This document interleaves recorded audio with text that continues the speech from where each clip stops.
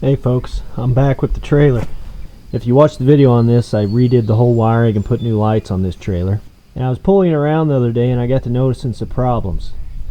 So as you can see here, I've got the right turn signal on and the lights blinking on the trailer and the lights blinking on my truck. Now I thought these were kind of dim, and I even mentioned that in the last video. I thought they were awfully dim. I assumed that's what it was. Well, I got to noticing another problem. I have side marker lights over here on the side, which are just supposed to be for the running lights. Look at this. Turn signal on. These are turning. There's no way that these should be getting power from the green wire that comes off the right hand turn signal. So I was really scratching my head because I was confident that I wired the trailer up correctly. I had good grounds on both sides and I had good solid wiring all the way through. So I just couldn't really figure out why it would be flashing on a light that is on a completely different circuit. You know, when you turn on the running lights, that's when the side markers are supposed to be lit, along with the regular tail light. There's a brown wire that comes down for those in the split and runs down both sides. Well, here's what's going on. There's a bad ground somewhere in the system. Excuse that tree frog croaking over there. So somewhere in the system there's a bad ground. I'm pretty confident it's not in the trailer because I rewired it, but I'm going to show you a couple of tests I'm going to do to confirm one way or the other where this bad ground's at. So stick around, we'll see what we can find out. Okay, so I'm back now. I've got my logic probe out. I've got both cables hooked up to the battery, the negative and the positive terminal, so that way whatever I touch with the tip I can tell if it has power or if it has ground or neither. So I've got my cables running all the way to the back, and we're going to do some testing on this connector coming from the truck first. We isolate it here, we'll test on the truck. If we don't see any problems, then we'll move to the trailer. But since I just rewired this trailer, I'm pretty confident that this issue has to be on the truck side. So here's the symptoms. We have turn signals that both work, but they flash dim, and not only do the turn signal lights flash, the side marker lights, which should only turn on with the running lights, not the turn signals, are flashing also. And then when the running lights are on, the turn signals don't work. So what we should see, since we have the right turn signal on now, is intermittent voltage coming down this green wire. So we stick this in, we should have the LED light up red. So there we go. Whether or not you can see that LED is shining red. So we do have power coming down the green wire, which we know because we could see that the turn signals were working. So now, after flowing through the tail light, going to the trailer frame, and all the way back up to this ground connector, the circuit should be completed to chassis ground. So this white wire is going to be connected somewhere to the frame of the vehicle to complete the path of ground back to the battery. So when I touch this, we should see green if we have a path to ground. And we don't have anything. There's no light indicating. So we've got a faulty ground here on the truck. So how are the lights still illuminating then? Well, what's going on, I'm pretty sure, is that you have power coming down the green wire or yellow, depending on which turn signal's on, goes to the tail light, flows in and out to the tail light's ground. Well, it has to have a return path. You have to have a complete circuit for current to flow. But where else is it finding ground? Well, remember, the ground cable on the back of the tail light is connected to the same ground that the side marker light has. So somehow it's back feeding up the ground of the side marker, going through the side marker and to the running light circuit. The running lights are grounded all the time because when you turn them on, it supplies power and a path to ground. Well, look here, we plug this in. We didn't have ground where we should have on the ground wire, but we should also see ground here on the running lights. Now these are off. If I would turn them on, we'd see that change to red. Look at that. Whether or not you can see it, that's a green light. That's a path to ground. So we have power coming in on the turn signal and power going out on the running light circuit. That's why when the running lights are on, we have voltage on this circuit. The turn signals don't work. So I'll get you up in here. We'll fix that ground. We'll hook everything back up, make sure it's working. Now, if you don't have a logic probe, you could use one of these test lights. You take the clamp, hook it up to the ground, the exposed terminal, and again there's power coming down this green wire. You plug it in here. If we have a completed circuit, we should have this illuminating. It's not illuminating. There's no path to ground. Okay, I'm under the truck now trying to find where the ground's connected. Here's the connector. You can see the wire loops around over here. This is the ground, but that's not for it.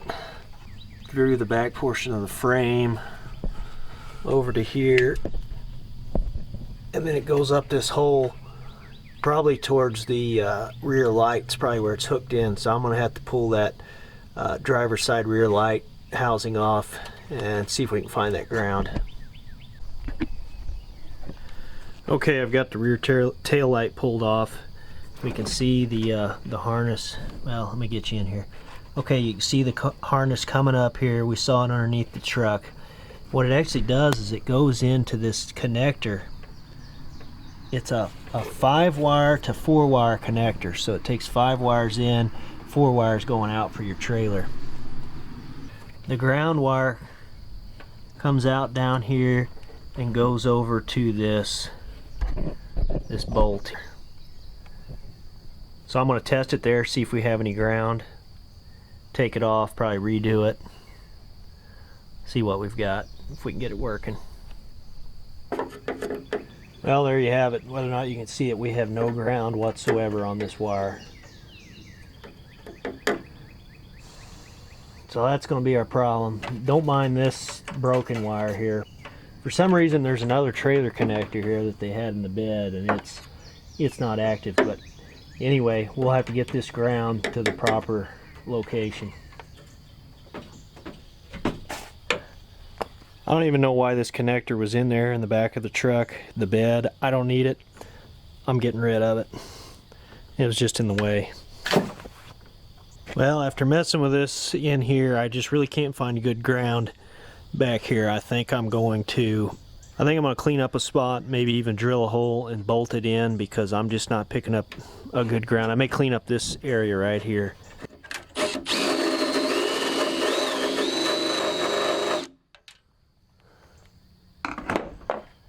Alright, that's still a weak ground. There's a bad connection in here.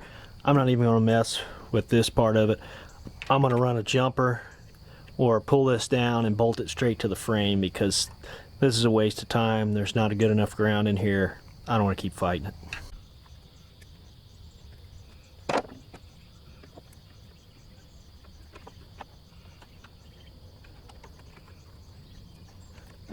Okay, I decided to forget about ground in here because it's no good. There is a good ground on the frame down here that already has one coming from a different part of the harness.